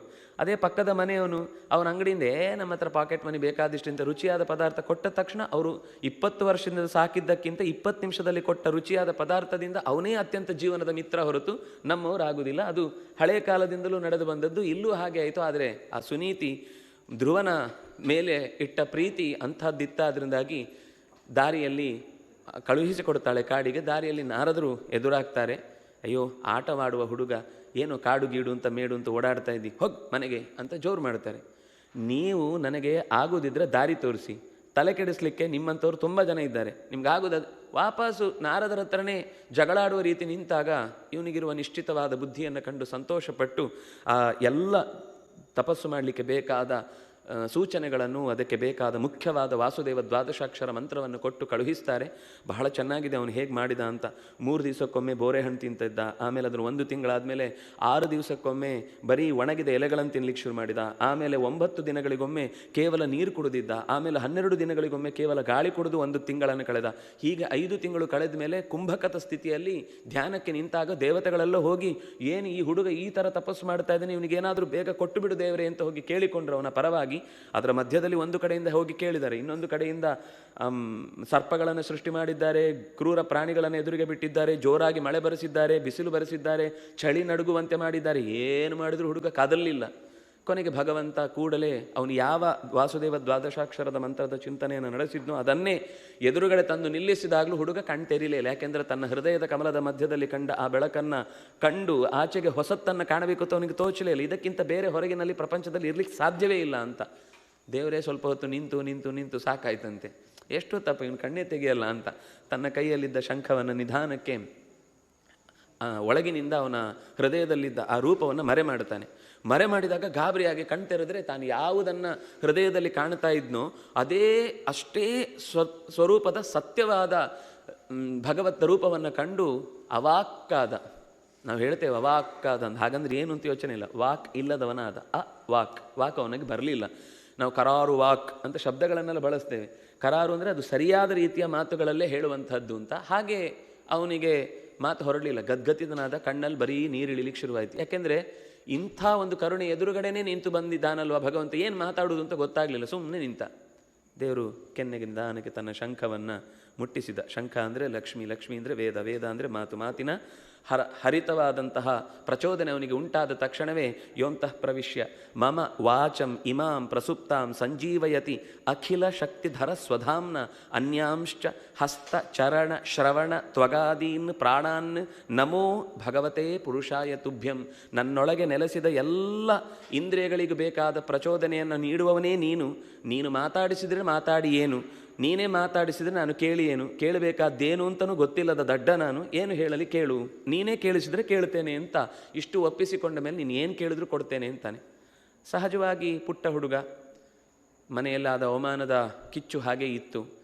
ಕೇಳಿದ, ನನಗೆ ಯಾರಿಗೂ ಸಿಗದಂಥದ್ದು ಒಂದು ಅಪೂರ್ವವಾದ ಸ್ಥಾನ ಸಿಗಬೇಕು, ಬೇರೆ ಯಾರೂ ಕೂಡ ಅದನ್ನು ಕೇಳಿರಬಾರ್ದು ಮತ್ತು ಯಾರಿಗೂ ಅಂಥದ್ದು ಸಿಕ್ಕಿರಬಾರ್ದು, ಅಂಥದ್ದು ಬೇಕು ಅಂತ. ದೇವರು ತಥಾಸ್ತು ಅಂದರು. ಆದರೆ ಈಗಲೇ ಅಲ್ಲ, 36,000 ವರ್ಷ ನಿನಗೊಂದಿಷ್ಟು ಜವಾಬ್ದಾರಿ ಇದೆ. ಅದನ್ನು ಮುಗಿಸಿದ ಬಳಿಕ ನೀನು ಧ್ರುವಲೋಕದಲ್ಲಿ ನೆಲೆಸಿ ದೀರ್ಘಕಾಲದ ಆಳ್ವಿಕೆಯನ್ನು ನೀನು ನಡೆಸೋನಿದ್ದಿ ಅಂತ ಹೇಳಿ ಅವನನ್ನು ಕಳುಹಿಸ್ತಾನೆ. ಅವನಿಗೆ ಸ್ವಲ್ಪ ಪಶ್ಚಾತ್ತಾಪ ಆಗುತ್ತೆ ಎಲ್ಲ ವಾಪಸ್ ಮನೆಗೆ ಬಂದ ಮೇಲೆ. ದೇವರು ಬಂದಾಗ ನಾನು ಮೋಕ್ಷ ಕೇಳೋದು ಬಿಟ್ಟು ಈ ಥರದ್ದು ಏನೋ ಒಂದು ಸ್ಥಾನ ಮಾನ ಅಂತ ಕೇಳಿಬಿಟ್ನಲ್ವ ಅಂತ. ಆದರೆ ಅದು ಅಲ್ಲಿಗೆ ತೊಂದರೆ ಆಗಲಿಲ್ಲ ಅವನಿಗೆ. ಯಾಕೆಂದರೆ ಮನೆಗೆ ವಾಪಸ್ಸು ಬಂದಾಗ ಎಲ್ಲರಿಗೂ ಪಶ್ಚಾತ್ತಾಪ ಆಗಿತ್ತು, ತಂದೆಗೂ ಪಶ್ಚಾತ್ತಾಪ ಆಗಿತ್ತು, ತಾಯಿಯೇ ಸ್ವತಃ ಅಂದರೆ ಸುರುಚಿಯೇ ಸ್ವತಃ ಅವನನ್ನು ಬರಮಾಡಿಕೊಳ್ತಾಳೆ, ನೀನೇ ನಿಜವಾಗಿ ನಡ್ಕೊಳ್ಬೇಕಾದವನು ಅಂತ ಅವನನ್ನೇ ಪಟ್ಟದಲ್ಲಿ ಕೂಡಿಸುವ ವ್ಯವಸ್ಥೆ ಆಗುತ್ತೆ. ಇಷ್ಟರಲ್ಲಿ ಏನಾಗುತ್ತೆ ಅಂದರೆ ಉತ್ತಮ ಅವನ ಅಂದರೆ ಸುರುಚಿಯ ಮಗ ಎಲ್ಲೋ ಬೇಟೆಗೆ ಹೋದವನು ಕುಬೇರನ ಒಬ್ಬ ಭೃತ್ಯನ ಕೈಯಲ್ಲಿ ಹತ್ಯೆಯಾಗ್ತಾನೆ. ಆಗ ಕೋಪ ಬರುತ್ತೆ.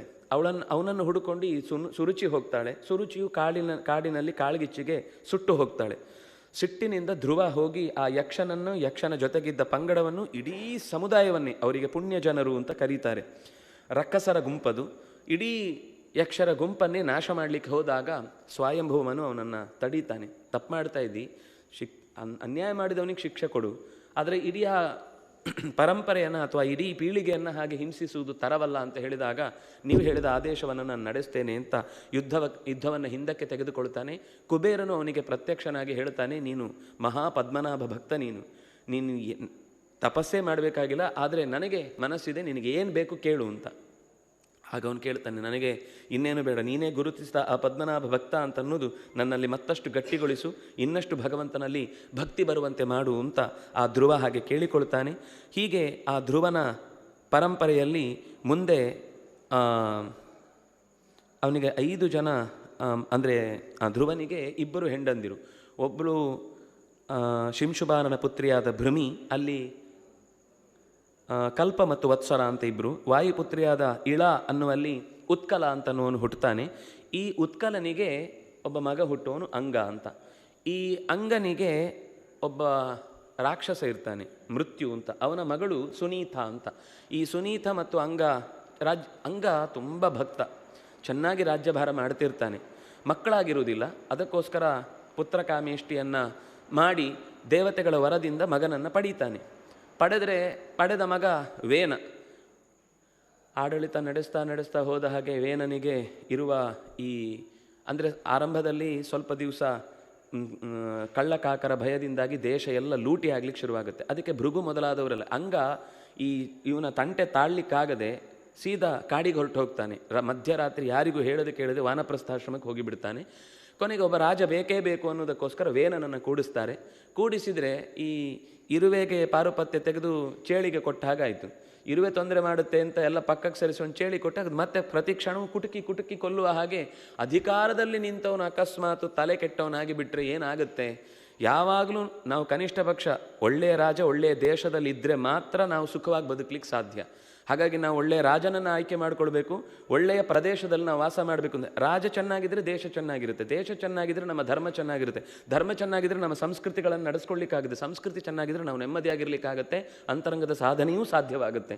ಹಾಗಾಗಿ ಎಂಥ ರಾಜನನ್ನು ನಾವು ಆಯ್ಕೆ ಮಾಡ್ಕೊಂಡು ಬಿಟ್ವಿ ಅಂತ ತುಂಬ ಭೃಗುವಾದಿಗಳು ಬಂದು ಉಪದೇಶ ಮಾಡ್ತಾರೆ. ಇಲ್ಲಪ್ಪ, ಯಜ್ಞಪುರುಷ ಭಗವಂತನನ್ನು ಆರಾಧನೆ ಮಾಡಬೇಕು. ಯಾರು ಆ ವೇದಗಳನ್ನು ಚೆನ್ನಾಗಿ ಅಧ್ಯಯನ ಮಾಡ್ತಾರೋ ಅವರಿಗೆ ನೀನು ಬೆಂಗಾವಲಾಗಿ ನಿಲ್ಲಬೇಕು ಅಥವಾ ಅವರ ತಲೆಯನ್ನು ಕಡಿಯುವುದಲ್ಲ. ಅದೆಲ್ಲ ಆಗೋದಿಲ್ಲ, ನಾನೇ ದೇವರು, ಯಾರ್ಯಾರೋ ದೇವರು ಅಂತ ದೇವಸ್ಥಾನಗಳಲ್ಲಿ ಪೂಜೆ ಮಾಡುವಾಗಿಲ್ಲ, ಯಜ್ಞದಲ್ಲಿ ಆಹುತಿ ಕೊಡೋದು ವೇನಾಯ ಸ್ವಾಹನೆ, ಇನ್ಯಾರಿಗೂ ಕೊಡಲಿಕ್ಕಿಲ್ಲ ಅಂತ. ಅಂದರೆ ಒಂದು ರೀತಿ ಹಿರಣ್ಯಕಶಿಪುವಿನ ಅಪರಾವತಾರ. ಇನ್ನೊಂದು ಎಲ್ಲ ಧರ್ಮಾತೀತವಾದ ಜಗತ್ತು ಇರಬೇಕು ಅಂತ ಎಲ್ಲ ಧರ್ಮಗಳ ಬಗ್ಗೆ ತಿಳಿದರೆ ಅದು ಧರ್ಮಾತೀತ, ಇದು ಧರ್ಮಹೀನ ಜಗತ್ತು, ಧರ್ಮವೇ ಇರಬಾರದು ಅಂತ ಅನ್ನುವ ರೀತಿಯಲ್ಲಿ ಅವನ ಆಳ್ವಿಕೆ ಬಂದಾಗ ಸಿಟ್ಟುಗೊಂಡಂತಹ ಭೃಗ್ವಾದಿಗಳು ಅವನನ್ನು ತನ್ನ ಹುಂಕಾರದಿಂದಲೇ ಸುಟ್ಟು ತೆಗೀತಾರೆ. ಆದರೆ ನೋಡಿ, ಇಷ್ಟಾದ ಮೇಲೆ ಅವರ ಅಧಿಕಾರ ತಾವೇ ವಹಿಸ್ಬೋದಿತ್ತು. ಇದು ಇತಿಹಾಸದಲ್ಲಿ ನೀವು ಎಲ್ಲಿ ಬೇಕಾದರೂ ನೋಡ್ಬೋದು. ಯಾವತ್ತೂ ಋತ್ವಿಜರೆಲ್ಲ ಹೇಳೋದುಂಟು, ತಮಗೆ ಬೇಕಾದ ಹಾಗೆ ಬರೆದು ಬ್ರಾಹ್ಮಣರೆಲ್ಲ ಬೇಕಾದ ರೀತಿಯಲ್ಲಿ ತಮಗೆ ಅಧಿಕಾರವನ್ನು ಹಂಚಿಕೊಂಡ್ರು ಅಂತ. ಎಷ್ಟು ಕಡೆಗಳಲ್ಲಿ ಅಧಿಕಾರವನ್ನು ತೆಗೆದುಕೊಳ್ಳುವ ಅವಕಾಶ ಇದ್ದಾಗಲೂ ಅದನ್ನು ಪರಶುರಾಮ ತಾನು ಇಡೀ ಭೂಮಿಯನ್ನು ತೆಗೆದುಕೊಂಡ ಬಳಿಕ ಅದನ್ನು ಕೊಟ್ಟದ್ದು ಮತ್ತೆ ಕಾಶ್ಯಪರ ಬಳಿಯಲ್ಲಿ. ಅಂದರೆ ಆ ಕಾಶ್ಯಪರು ಮತ್ತೆ ಅದನ್ನು ರಾಜರ ಕೈಯಲ್ಲೇ ಹಂಚಿದ್ದು, ಅವರು ಅದನ್ನೇನು ಆಳಲಿಲ್ಲ. ಕಾಶ್ಯಪಿ ಅಂತ ಹೆಸರು ಬರಲಿಕ್ಕೆ ಒಂದು ಮುಖ್ಯ ಕಾರಣ ಇತ್ತು. ಹಾಗೆ ಇಲ್ಲೂ ಕೂಡ ಆ ಋತ್ವಿಜರು ಇಡೀ ಅಧಿಕಾರವನ್ನು ತೆಗೆದುಕೊಂಡದ್ದನ್ನು ಹೀಗೆ ರಾಜನಿಲ್ಲದೆ ರಾಜಹೀನನಾಗಿರಬಾರ್ದು ಅಂತ ಅವನ ಮೊದಲು ತೊಡೆಯನ್ನು ಮಥಿಸ್ತಾರೆ. ಆಗ ಒಬ್ಬ ನಿಷಾದ ಅಂತ ಹುಟ್ಟಿಕೊಳ್ತಾನೆ.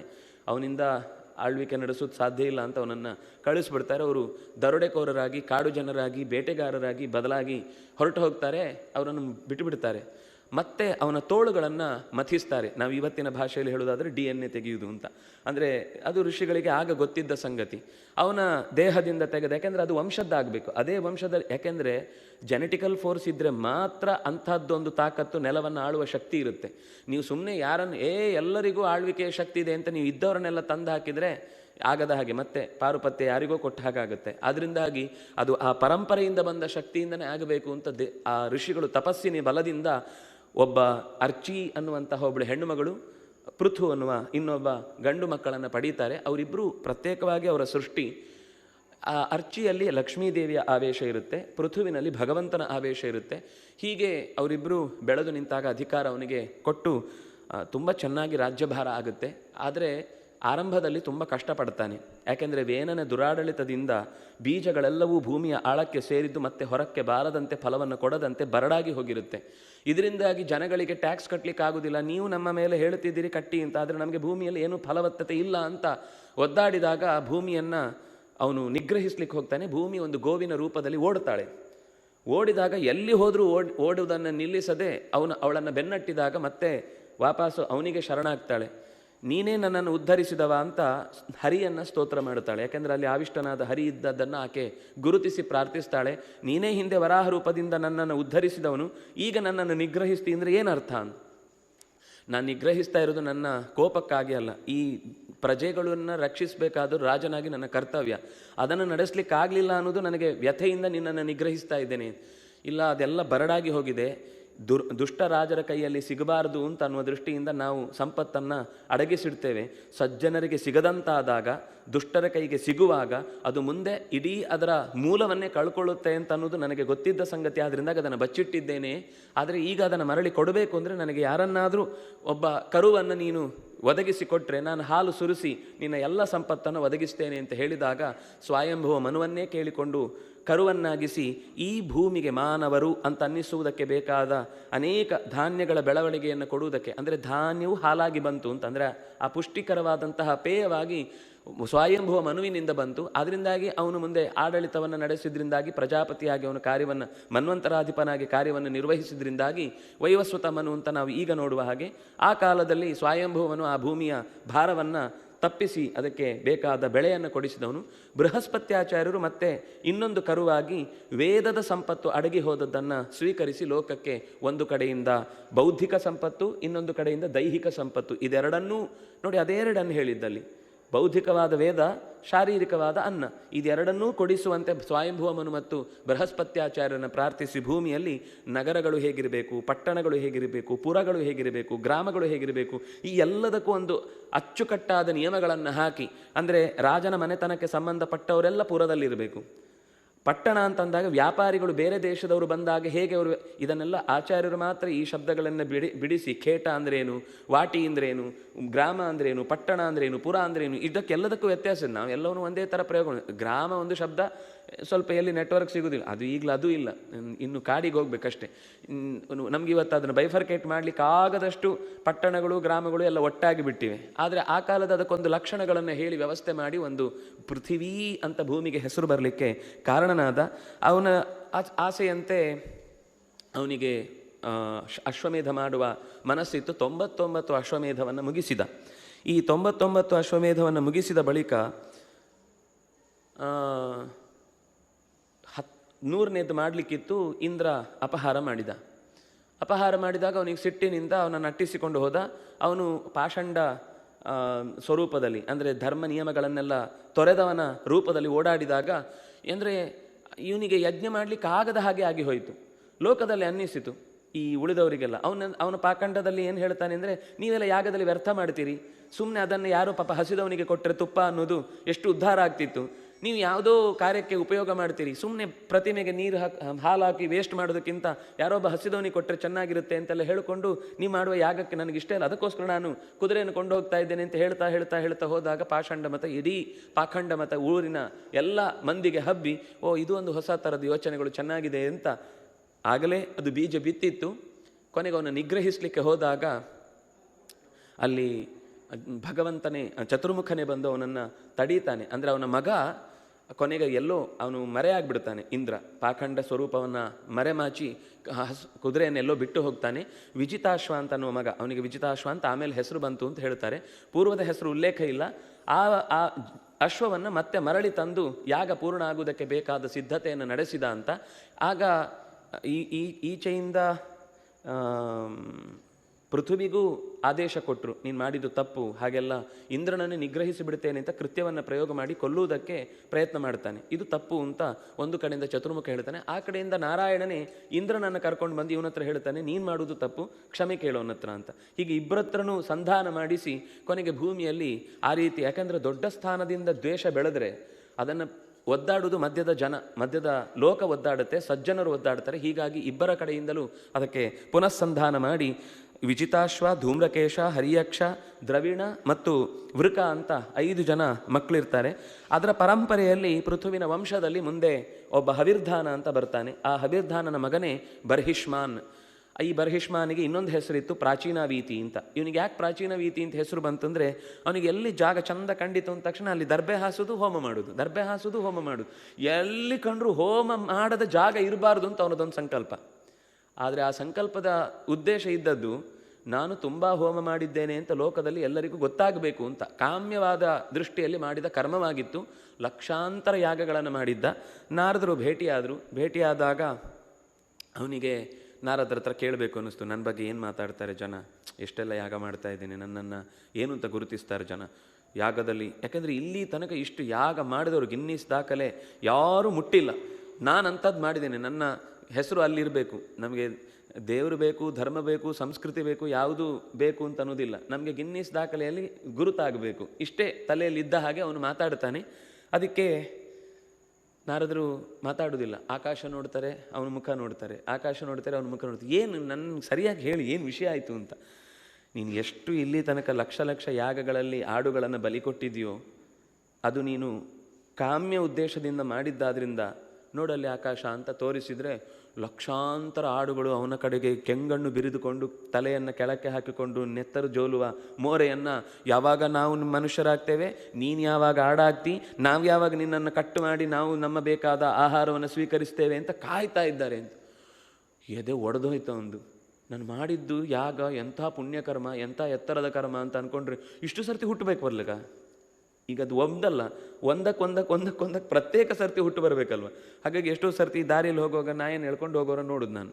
ಅದು ಹಿಂದೆ ಯಾವತ್ತೋ ಒಂದು ದಿವಸ ಯಜಮಾನನಾಗಿ ನಾಯಿಯನ್ನು ಎಳ್ಕೊಂಡು ಹೋಗ್ತಾ ಇದ್ದ, ಈಗ ಅವನು ನಾಯಿಯಾಗಿ ಇವನು ಯಜಮಾನ ಎಳ್ಕೊಂಡು ಹೋಗ್ತಾ ಇದ್ದಾನೆ ಅಂತ. ಅಂದರೆ ನಮಗೆ ಕರ್ಮ ಅನ್ನೋದು ಪ್ರತಿಕ್ರಿಯೆಯನ್ನು ಯಾವಾಗಲೂ ಕೊಡ್ತಾ ಇರುತ್ತೆ. ನಾವು ಯಾವತ್ತೂ ಕೂಡ ತಪ್ಪಿಯೂ ಕೂಡ ಅಸಂಗತವಾದ, ಯಾಕೆಂದರೆ ನಮಗೆ ಹಿಂದೆ ಎಲ್ಲ ದನ ಮೇಯಿಸೋರು ಅಂದರೆ ಗ್ರೇಟು, ಈಗ ನಾಯಿ ಮೇಯಿಸೋರು ಅಂದರೆ ಗ್ರೇಟು ಅಂತ ಅನ್ನೋ ಸ್ಥಿತಿಗೆ ಬಂದು ನಿಂತಿದೆ. ಅದರಿಂದ ಕರ್ಮ ಯಾವತ್ತಿದ್ರೂ ಕೂಡ ರಿಟರ್ನ್ ಹೊಡೆಯುತ್ತೆ. ಅದರಿಂದಾಗಿ ನಮ್ಗೆ ಯಾವುದನ್ನು ಮಾಡಬೇಕು ಅಂತ ಹೇಳಿದ್ರೆ ಅದನ್ನು ಮಾತ್ರ ಮಾಡಬೇಕು ಹೊರತು ಯಾವುದನ್ನು ಪ್ರೀತಿಸಬಾರ್ದು ಅಂತ ನಾನು ಹೇಳ್ತಾ ಇಲ್ಲ, ಸಾಕಬಾರ್ದು ಅಂತ ನಾನು ಹೇಳ್ತಾ ಇಲ್ಲ. ಯಾರು ಸಾಕಬೇಕು ಅವರು ಸಾಕ್ಕೊಳ್ತಾರೆ, ಯಾರು ಪ್ರೀತಿಸಬೇಕು ಅವ್ರು ಪ್ರೀತಿಸ್ತಾರೆ. ಆದರೆ ಯಾವುದನ್ನು ಮಾಡಬಾರ್ದು ಅಂತನ್ನುವ ನಿಯಮ ಸ್ಪಷ್ಟವಾಗಿರುತ್ತೋ ಅಂಥದ್ದನ್ನು ನಾವು ಮಾಡಿದಷ್ಟು ಪ್ರತಿಯಾಗಿ ನಾವು ಅದಕ್ಕೋಸ್ಕರ ಒಂದು ಜನ್ಮ ಎತ್ತಿ ಕಳೀಬೇಕಾಗುತ್ತೆ ಕಾಲ.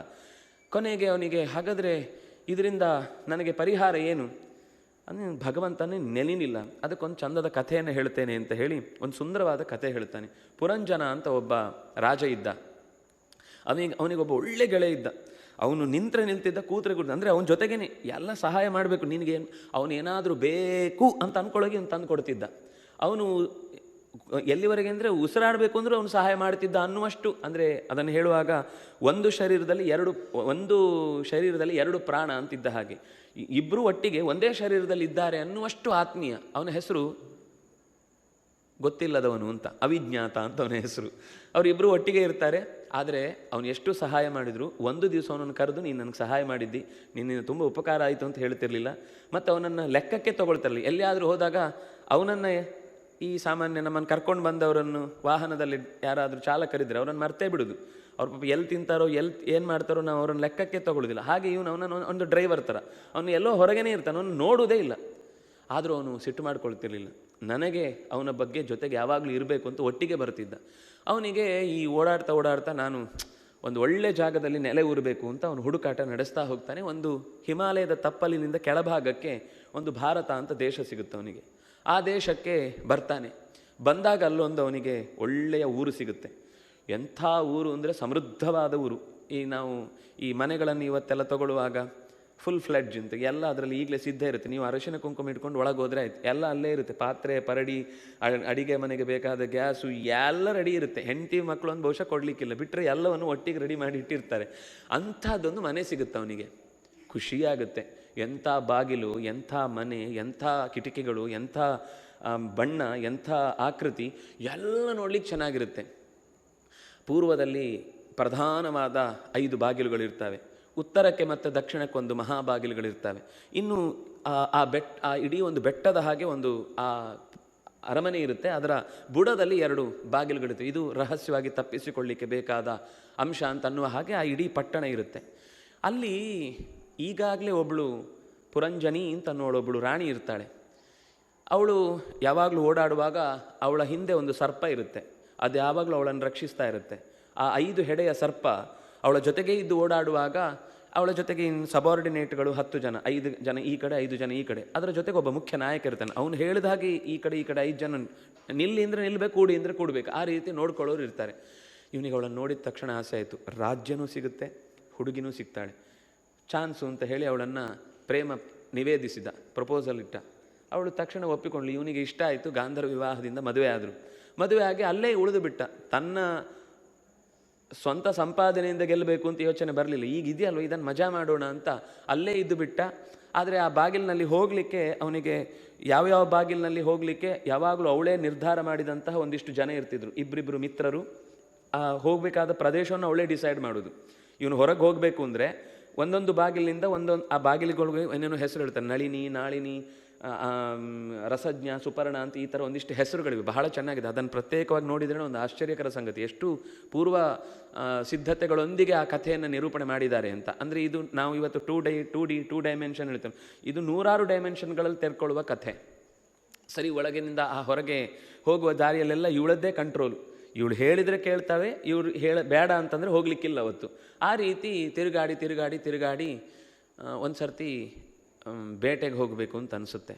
ಈ ಬೇಟೆಗೆ ಅಂತ ಹೊರಕ್ಕೆ ಹೋದಾಗ ಅಲ್ಲಿ ತನಕ ಸುಖವಾಗಿ ಇಲ್ಲೇ ಇದ್ದವನಿಗೆ ಆ ಹೊರಗಿನ ಪ್ರಪಂಚದ ಜೊತೆಗೆ ಸೆಣಸ್ಲಿಕ್ಕೆ ಅವನಿಗೆ ಸ್ವಲ್ಪ ಕಷ್ಟ ಆಗುತ್ತೆ. ಅಲ್ಲಿ ಅವನನ್ನು ಒಬ್ಬ ಕಾಲ ಅಂತ ಅವನ ಮೇಲೆ ದಾಳಿ ಮಾಡಿದರೆ ಹೆದರಿಕೊಂಡು ವಾಪಸ್ ಇಲ್ಲಿ ಬಂದುಬಿಡ್ತಾನೆ. ಆದರೆ ಅಷ್ಟಕ್ಕೆ ಅದು ಮುಗಿಯೋದಿಲ್ಲ. ಇಡೀ ಅಲ್ಲೊಬ್ಬಳು ರಾಕ್ಷಸಿ ಬರ್ತಾಳೆ. ರಾಕ್ಷಸಿ ಬಂದು ಎಲ್ಲರ ಹತ್ರ ಹೋಗೋದು, ನನ್ನನ್ನು ಮದುವೆ ಆಗ್ತೀಯಾ ಅಂತ ಕೇಳೋದು. ಅವಳು ನೋಡಲಿಕ್ಕೆ ಬಹಳ ವಿಕಾರವಾಗಿರ್ತಾಳೆ. ನನ್ನನ್ನು ಮದುವೆ ಆಗ್ತೀಯಾ, ನನ್ನನ್ನು ಮದುವೆ ಆಗ್ತೀಯಾ. ಯಾರು ಕೇಳಿದ್ರು ಅವಳನ್ನು ಮದುವೆ ಆಗೋದಿಲ್ಲ ಅಂತ. ಅವಳು ಕೊನೆಗೆ ತಪಸ್ಸು ಮಾಡ್ತಾಳೆ, ಯಾರನ್ನು ನಾನು ಇಷ್ಟಪಡ್ತೇನೋ ಅವರು ಮದುವೆ ಆಗೋದಿಲ್ಲ ಅಂದರೂ ನಾನು ಅವರನ್ನು ಮದುವೆ ಆಗ್ತೇನೆ ಅಂತ. ಹೀಗೆ ಇಡೀ ಊರಿನಲ್ಲಿ ಎಲ್ಲರನ್ನೂ ಅವಳು ಆವರಿಸ್ಕೊಂಡ್ಬಿಡ್ತಾಳೆ. ಆದ್ದರಿಂದಾಗಿ ಕೊನೆಗೆ ಆ ರಾಕ್ಷಸಿಯ ಉಪಟಳದಿಂದ ಎಲ್ಲರೂ ಕೃಶರಾಗಿ ಬಿಡ್ತಾರೆ. ಅವನಿಗೆ ಆ ಪುರಂಜನನಿಗೆ 1100 ಜನ ಗಂಡು ಮಕ್ಕಳು, 110 ಜನ ಹೆಣ್ಣು ಮಕ್ಕಳು ಅಂತ ಹೀಗೆಲ್ಲ ಒಂದಿಷ್ಟು ಅದರ ಲೆಕ್ಕಗಳನ್ನು ಕೊಡ್ತಾರೆ. ಒಟ್ಟು ಕೊನೆಗೆ ಅವನ ಉದ್ದೇಶದಲ್ಲಿ ಏನೇನು ಮಾಡಬೇಕು ಅಂತ ಅಂದ್ಕೊಂಡು ಅದನ್ನು ಯಶಸ್ವಿಯಾಗಿ ಮಾಡಲಿಕ್ಕಾಗದೆ ಕಾಲನ ದಾಳಿಗೊಳಗಾದ ಮೇಲೆ ಒಬ್ಬ ಪ್ರಜ್ವಾರ ಅಂತ ಬರ್ತಾನೆ. ಅವನು ಬಂದ ಮೇಲೆ ಆ ಜ್ವರ ಬಂದು ಹೋಗುತ್ತೆ ಅವನಿಗೆ. ಆಮೇಲೆ ನಡಿಲಿಕ್ಕಾಗೋದಿಲ್ಲ, ಮೊದಲಿನ ಥರ ಓಡ್ಲಿಕ್ಕಾಗಲ್ಲ, ಮೊದಲಿನ ಥರ ನಿಲ್ಲಿಕ್ಕಾಗಲ್ಲ, ಮೊದಲಿನ ಥರ ಕೂಡ್ಲಿಕ್ಕಾಗಲ್ಲ. ಆಗಲ್ಲ ಎಷ್ಟು ಓಡಾಡ್ತಿದ್ವಿ, ಆಗ ಹಿಂದಿನ ಚಪಲ ಆಗದ್ದೇ ನೆನೆಸ್ಕೊಂಡು ಖುಷಿ ಪಡೋದು ಆಗೋಗುತ್ತೆ.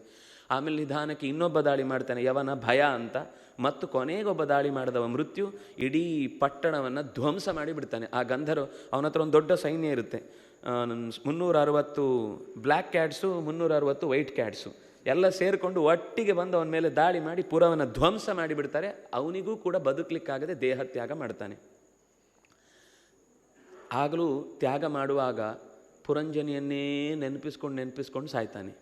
ಅಯ್ಯೋ, ಅವಳ ಜೊತೆಗಿದ್ದಿದ್ರೆ ಚೆನ್ನಾಗಿತ್ತು, ಅವಳ ಜೊತೆಗೆ ಇರಬೇಕಿತ್ತು, ನಾನು ಇನ್ನೂ ಸ್ವಲ್ಪ ದಿವಸ ಬದುಕಬೇಕಿತ್ತು ಅಂತ ಅಂದ್ಕೊಂಡು ಸಾಯ್ತಾನೆ. ಸಾಯುವಾಗ ಏನು ಯೋಚನೆ ಮಾಡ್ತಾನೋ ಅದಾಗೆ ಹುಡ್ತಾನೆ ಅಂತ ಅನ್ನೋದಕ್ಕೋಸ್ಕರ ವಿದರ್ಭ ದೇಶದಲ್ಲಿ ಒಬ್ಬಳು ರಾಜಕುಮಾರಿಯಾಗಿ ಹುಡ್ತಾನೆ.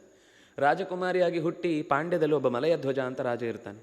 ಅವನು ಅವಳನ್ನು ವರಿಸಿ ಚೆನ್ನಾಗಿರುತ್ತೆ ಬಹಳ ದಿವಸ ಜೀವ. ಇಷ್ಟರ ಮಧ್ಯದಲ್ಲಿ ಪ್ರತಿ ಸಲನೂ ಏನು ತೊಂದರೆ ಆದಾಗಲೂ ಪಾಪ ಅವಿಜ್ಞಾತ ಹೇಳ್ತಾನೆ ಬಂದು, ಹೀಗೆ ಮಾಡಬೇಡ, ಇದು ತಪ್ಪು, ಇದು ಹೀಗಿರು, ನನ್ನ ಜೊತೆಗೆ ಬಾ, ನಾನು ಹಿಂಗೆ ದಾರಿ ತೋರಿಸ್ತೇನೆ, ಇದೆಲ್ಲದರಿಂದ ತಪ್ಪಿಸ್ಕೊಳ್ಬೋದು ಅಂತ. ಅವನನ್ನು ಇಷ್ಟು ನೆಗ್ಲೆಕ್ಟ್ ಮಾಡ್ತಾನೆ ಅಂದರೆ ಆ ಕಥೆಯಲ್ಲಿ ಕೊನೆಗೆ ಅವನ ಹೆಸರೇ ಉಲ್ಲೇಖ ಮಾಡೋದಿಲ್ಲ. ಅವನು ಎಷ್ಟು ಹೇಳಿದ ಅಂತ ಮಾತು ಹೇಳಿ ಅವನು ಅಷ್ಟು ನೆಗ್ಲೆಕ್ಟ್ ಮಾಡಿದ ಅಂತ. ಈ ಮೌನದಲ್ಲಿರುವಷ್ಟು ಮಾತಿನ ಶಕ್ತಿ ಮಾತಿನಲ್ಲಿ ಹೇಳಿದರೆ ಆ ಮೌನದ ಅರ್ಥವನ್ನು ಕೊಡ್ಲಿಕ್ಕೆ ಬರುವುದಿಲ್ಲ. ಹಾಗಾಗಿ ಕೊನೆಗೆ ಹೆಸರೇ ಹೇಳೋದು ಬಿಟ್ಬಿಟ್ರು. ಆದರೆ ಅವನು ಮತ್ತೆ ಬರ್ತಾನೆ. ಯಾವಾಗ ಅಂದರೆ ಆ ಮಲಯಧ್ವಜನು ಎಲ್ಲೋ ಒಂದು ಯುದ್ಧಕ್ಕೆ ಹೋಗಿ ಪ್ರಾಣ ತೆರುತ್ತಾನೆ. ಆಗ ಅವಳು ಮತ್ತೆ ಒಬ್ಬಂಟಿಯಾಗಿ ಬಿಡ್ತಾಳೆ. ಆಗ ಮೃತ್ಯುಜನ ರೂಪದಲ್ಲಿ ಆ ಅವಿಜ್ಞಾತ ಮತ್ತೆ ಬರ್ತಾನೆ, ಬಂದು ಬೋಧಿಸ್ತಾನೆ, ನೋಡು ನೀನು ಹೀಗೆ ಮಾಡೋದಲ್ಲ, ನಿನಗೆ ಯಾವತ್ತಿದ್ರೂ ಕೂಡ ಏನೇ ಕರ್ಮವನ್ನು ಮಾಡಿದರೂ ಕೂಡ ನಿನಗೆ ಜೊತೆಯಾಗಿರುವವನು ಭಗವಂತ ಒಬ್ಬನೇ.